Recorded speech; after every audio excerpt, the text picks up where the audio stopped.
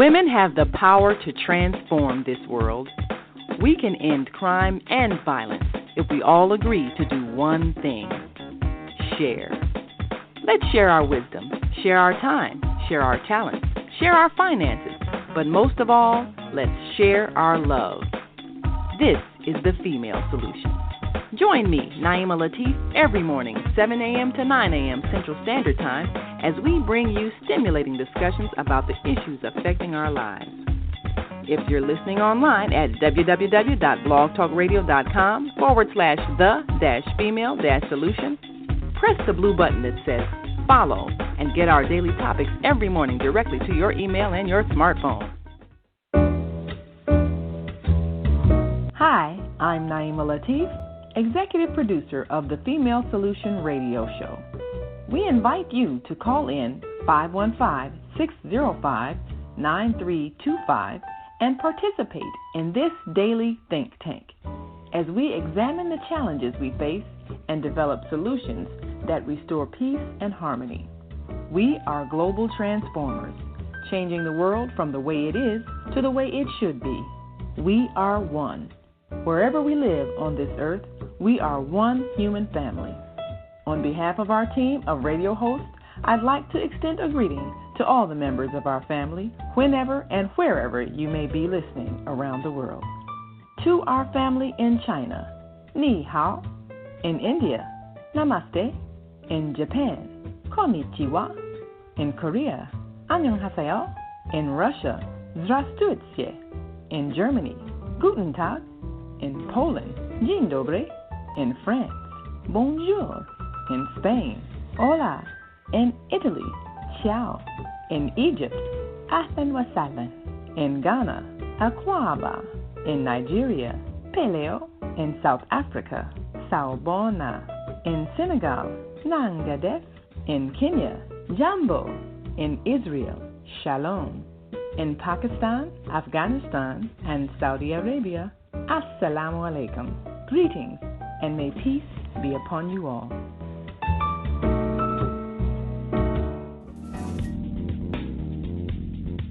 Is Monday morning a struggle to get out of bed, into the swing of things? Well, don't worry, you are not alone. Join us for thought-provoking, stimulating, and mindful conversations on higher learning with Zelda Speaks for your Monday morning mindfulness session on Blog Talk Radio, The Female Solution, Mondays, 7:30 until 9 a.m. Be sure and send your ideas, thoughts, comments, and suggestions. Experience mindfulness moments with the mindfulness/stress relief coach, Zelda Speaks. And thanks for sharing the mindfulness moment tip of the day. Stay on purpose, stay empowered, and stay tuned to your next session of mindfulness on higher learning with Zelda Speaks. Make it a mindful day. And thanks for listening. So do you hear words, melodies, tunes? What do you hear? I hear complete songs. Wow. I hear it. Sometimes I'll wake up out of a dream and I will, now I have this little digital recorder. Oh, I don't carry it with me all the time, but I never know when I'm going to hear the music, but I hear it. I actually started another little story for you. First of all, how much time do we have? And girl, you got all the time you need. You just keep talking. Perfect. I apologize for my tardiness, but now that I'm here, I'm willing for as long as the time that we have. But I have been singing my whole life. And at one point I lived in Washington, D.C. I lived with my mother in Nashville. And then at one point I grew up, I'm sorry, I'm not awake. I'm trying to act like I'm awake, y'all, but it's hard, y'all, it's hard. Anyway. But you look good. That's all that matters. Well, that's that, just because my hair by Sir Tony, but thank you. Okay. So I was born in Nashville, Tennessee. My mother was a gospel musician. Then I moved to Washington, D.C. to live with my Aunt Mary and my Uncle Bill. And my mother moved to Detroit. And then Aunt Mary moved to Memphis, Tennessee. My family core is from Memphis. Yeah. Love me from Memphis. My mom's from there. Oh, good people. Yeah. Good people. Ma'am. Good folks come from Memphis. Yes, So, and I was singing, and then somehow we met David Porter, from the legendary Stax, the Stax Records, Yes. David Porter. And so my Aunt Mary was my biggest cheerleader, I'm telling you.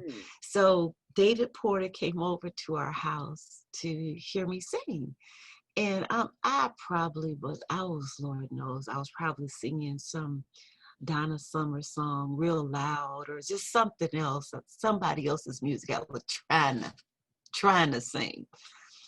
And he closed his eyes and he says, okay, he says, you know, your voice is okay. This is something there. He said, but you know, everybody sings. No, he said, you should write. And so I've been writing poetry and stuff since I was a teen then, but since I was a baby girl. And he said, write. So I started then putting some of my poetry to music. And once I just surrendered to it, I just heard songs. So, yeah. But you surrendered to it. What was that process like? You surrendered. I appreciate the question. I would be lying to you if I told you it was some academic, procedure, or if I went to some spiritual retreat for 4 days and then I just simply opened up to it in my heart and in my head. Now, what does that mean? You opened up in your heart and in your head. I just love you. Are you deep? I love it. Let me get a drink of water. We get deep today. Yes. That's the ancestors, girl. That's not me. I'm just a channel. I recognize it. Love it. I'm just, Tiffany Haddish says she ready. And today I'm going to say I'm almost ready. Let me get a drink of water because that's deep. I love getting deep. I should have worn some African prints for this. But at 5 o'clock in the morning, I put on my, okay. No, process. I would say, okay, I love it. Let's just have this conversation.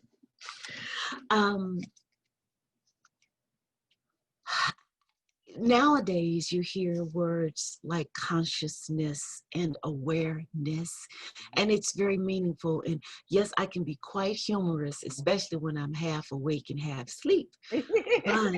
But I have the highest regard for higher levels of knowledge and spirituality and connectivity.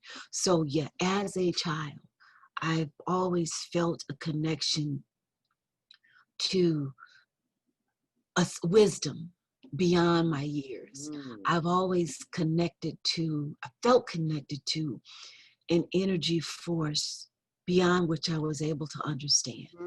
Now, I am grateful that I come from a legacy of faith. A legacy of faith. A few years ago, I wrote a book called On My Father's Side. And that's a true and miraculous story of a father, a daughter, and their 40-year journey to reunite. Meaning that I grew up without my daddy. I remember him as a little girl. Wow. Then Daddy didn't come around anymore. Wow. I was too young to ask questions. And if I did, children stayed out of grown people's business. Man. I moved to Washington, D.C. to live with my Aunt Mary and my Uncle Bill. My mother and I were close until the time of her death. But that's whatever happened to Daddy, that's not in details that she shared. Mm-hmm. But I felt a connection to my daddy. Yeah, that's better. I felt a connection to my daddy, even though I didn't know what happened to him. That's my biological father. My family's upbringing was in church, and I am grateful. Mm-hmm. I hear so many snide comments about the church, and I respect anyone's personal experience. But for me, I am glad that I grew up in that old time religion. Now, I wasn't always happy about it when I couldn't go to the parties, when I couldn't. Yeah, I wasn't always happy when I couldn't hang with everybody and do what everybody else was doing. But oh my gosh, as I grew older, I was so grateful for the foundations that were laid. And I know, disclaimer, that everybody that claims to be of the faith is not perfect. Newsflash, never said we were, but okay. That was my foundation. So that just mixed in with listening and hearing. But I now looking back, I remember people's reactions to my writings my whole life. When my mother died, I found my first grade yearbook. The school had a yearbook, and the first graders had a section, and the second and the third, the fourth, up in the fifth grades. In the first grade, my little writings were published in the yearbook. I'm like, okay, I didn't think anything of it. Yeah, in the first grade, I had written in there that I want to sing and write and act in plays. I forgot about it. In the fifth grade, my last day of school in Washington, D.C., a white lady who was my English teacher, named Mrs. Betty Hummel, she said, here, honey, I want to give you, you can write. I want to give you something. And she gave me a spiral notebook.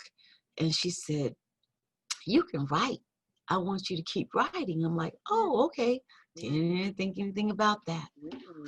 When I got to Memphis, Tennessee, in the ninth grade, and I write about this experience in my biography, my autobiography, Bellevue Junior High School, and that was the first time I went to an integrated school, because I had always gone to all Black schools, phenomenal schools. So somehow in that I'm thinking in the first semester of school, another Caucasian English teacher, Mrs. Kit was her name, and she says, you know, you can write. Whatever you do, I want you to keep writing. And she says, here, I want you to have this. And she gave me I Know Why the Caged Bird Sings by Maya Angelou. She didn't. I'm putting these pieces together. Now, should I call you Zelda? Because I had another confirmation name in the email. Zelda? Okay, Madam Zelda, Queen Zelda. I see the royalty.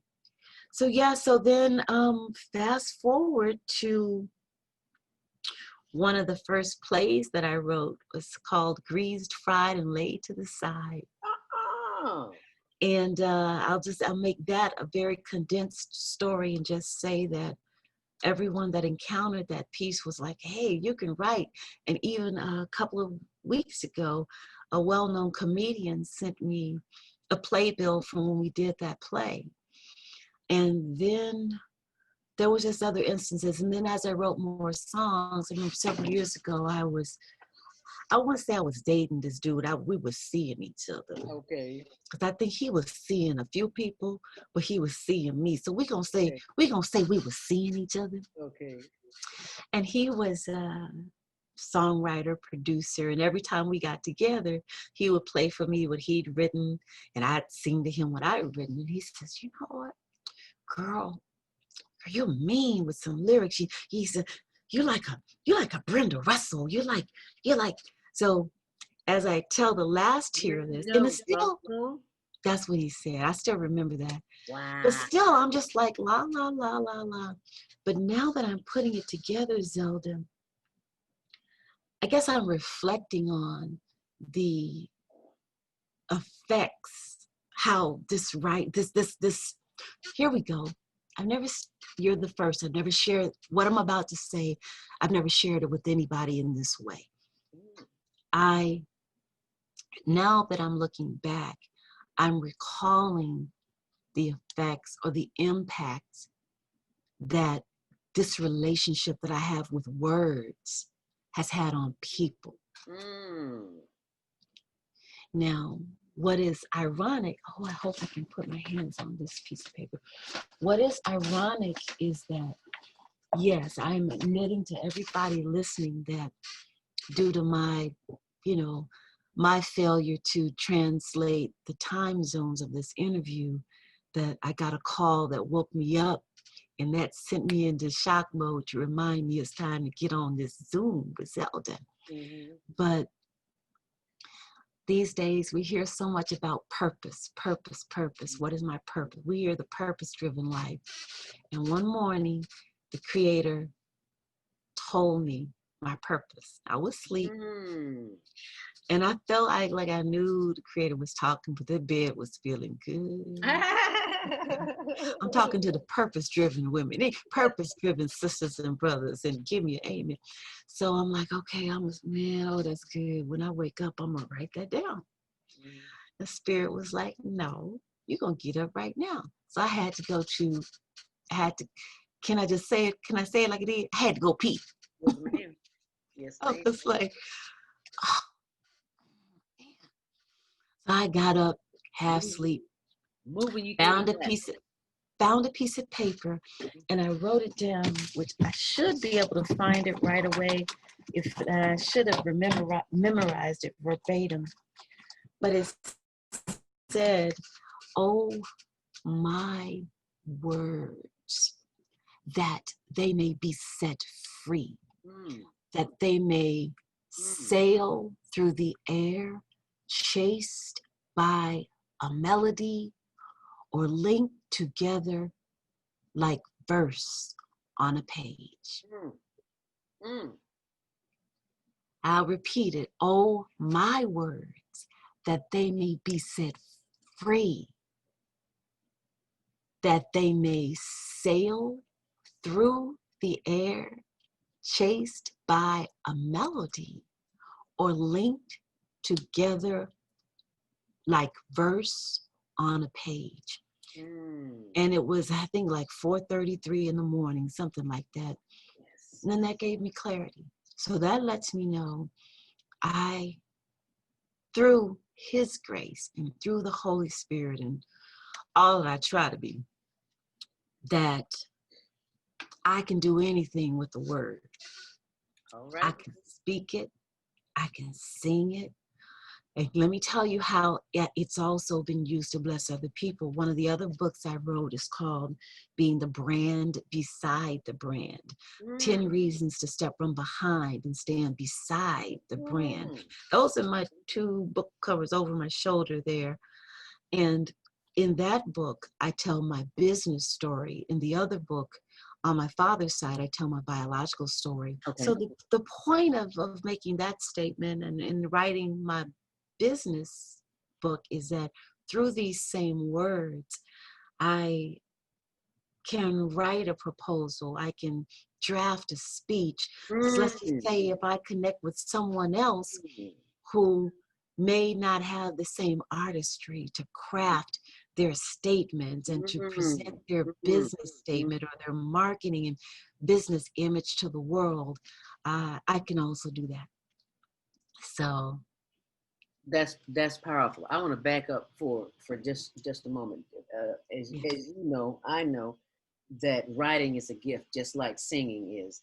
And a couple of things you said, that you have a relationship with words. And people who don't write don't usually understand that.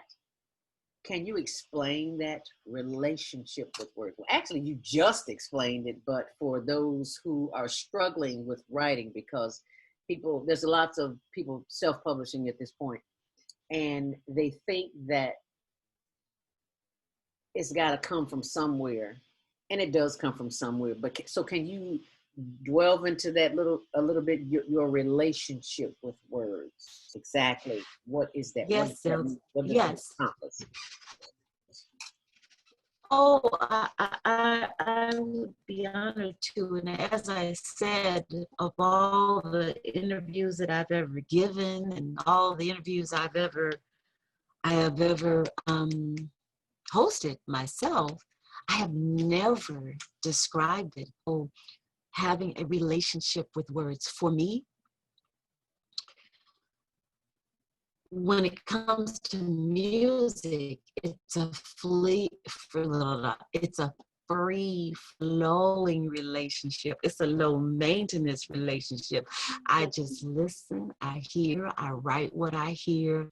Rarely is there a she with those musical, lyrical words. And you said a word that I kind of joked about earlier, but I want to talk more seriously about it. And let's revisit process. So let's put process with that relationship with words. And again, fortunately for me, when it comes to music that I hear first, there's not much process in my creativity, what I bring. Now I collaborate with someone who trusts that what I have is a gift, and because of that, we don't fetter around too much with that. Willie plays, I may say, no, I'm hearing a chord that's a little bluer than that chord is too bright. I hear minor, not major. So that's music. But let's dissect this idea of process, because it's different for everybody. So it's different for everybody who sings. It's different for everybody who writes music. It's different maybe for everybody who writes poetry or books or whatever they write. So now let's park it for relationships. And I'm gonna keep, like my son says, I'm gonna keep it a book. I am in a relationship right now, and most of the time it is just so peaceful and wonderful and harmonious. And then sometimes I'm reminded that in relationships there are speed bumps and there are hiccups. Hiccups cause friction. Speed bumps cause friction. And sometimes you hit a stop sign. Sometimes it's yield. Sometimes it's stop. Sometimes it is detour. Sometimes it's dead end. So let's see, I am enjoying these lyrical metaphors. So for the writer, and depending upon what genre you're writing in, yeah, the process is different. I finally started writing screenplays a few years ago, and I got so excited because, oh my gosh, if you are a novelist, a screenwriter, that's a whole other relationship. When you're writing a song, you're telling a story. You got 2, 4, 5 minutes to tell that story, and the story generally is from first person or maybe third person. And you're talking about writing a book, a screenplay, then understand that there's a relationship and be surrendered to the process. The relationship with your words on Monday at 1 o'clock in the park when the birds are singing, it may flow. Your relationship with that same piece that you're writing, at 2 o'clock in the morning, and your foot hurts and your mama's sick in the hospital and the bill is due, and you got to get up and go to work at 8, but I have this little saying, the voices, they won't let me sleep. And then Zelda, I just got to put a prefix because I respect the royalty. Queen Zelda, if you are writing something that commands a certain structure, your relationship with that thing is totally different. If you are a lyrical poet and you started a piece that rhymes, if it's A, B, if it's A, B, A, B, or if it's A, B, B, whatever this, if your iambic pentameter, whatever the structure of that piece, your relationship with it is going to be different. You may flow with it and then hit a speed bump, have a hiccup. You may flow with it and you may hit a detour and the spirit will be like, oh no, that's not going to work. Let me try this again. Then if you are a writer who, now I respect writers who their structure commands not only that they write, but that they write by a certain time frame or a more strict format. Their relationship is different. Let's just talk about the published writers who have like advances in, the published people. I love you published people. I'm not hating on you right now, but the published people, they get big check advances and they know they're going to sell 50,000 copies their first day. And then I gotta turn my pages into my publisher. So God bless you, because with that publisher, they're now going to be they're going to be blessed to have an infrastructure that is responsible for the marketing and the promotions and the sales and the distribution and the advertising of their piece. So let me respect the published authors. Those who are under those deadlines, they got a different relationship. So if and when you are stuck, respect the process, but also respect now you gotta be searching for another word. Oh, got you. Respect the environment in which you are writing and creating. If you're under deadline, then yes. So the benefit that you're going to get from having a publisher and a staff is that's the benefit. But the downside is that you cannot put that book down. You can't put it down and come back to it a month later and be like, oh, I'm just stuck. I haven't read a book. I don't know later. You gotta crank it all. Crank it. So, excuse me, I've not had that experience yet. I've had the luxury of writing to free my soul and not have to feed my belly with my writing. So that means I've been my own boss with this thing. From him to me, from us to we, right? And it's not just the me show, it's the we show. Yeah, I wrote a song years ago called "It's a We Thing." Yeah, it's not a me thing, it's a we thing. I like that. That one hadn't been recorded. That was before I started writing with Willie. It has not been recorded?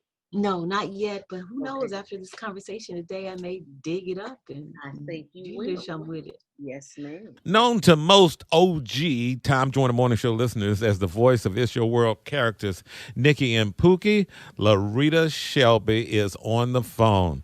Hey, old friend, how you doing? There, Tom Joyner Morning Show family. What's up? LaRita is a seasoned marketing and media professional with experience in advertising, branding, public relations, and digital media. She's authored 2 books, The Brand Beside the Brand and On My Father's Side. LaRita Shelby, Pookie, Nikki. Did you ever get confused sometimes because you had to play both LaRita and you had to play both LaRita. You had to play Pookie and Nikki in the same scene. We can do this today. You can just be like, you're a psychologist conjuring my inner voice. Nikki, as a matter of fact, Tom, no, I never got confused. When I was talking to you, I knew I was talking to you, and I had Redbone by my side, and he would handle things if they got out of hand. Did Pookie ever get confused? Okay, first of all, where y'all been? Okay, no, Pookie was never confused. Pookie did okay, because right now, when I got off your little morning show, I went into the Earls. I'm selling CB Earls, okay? I'm not about rolling the joints, but healing the joints. I'm only about the Earls, so no, Tom, I didn't ever get confused. Yeah. What's your favorite storyline of this?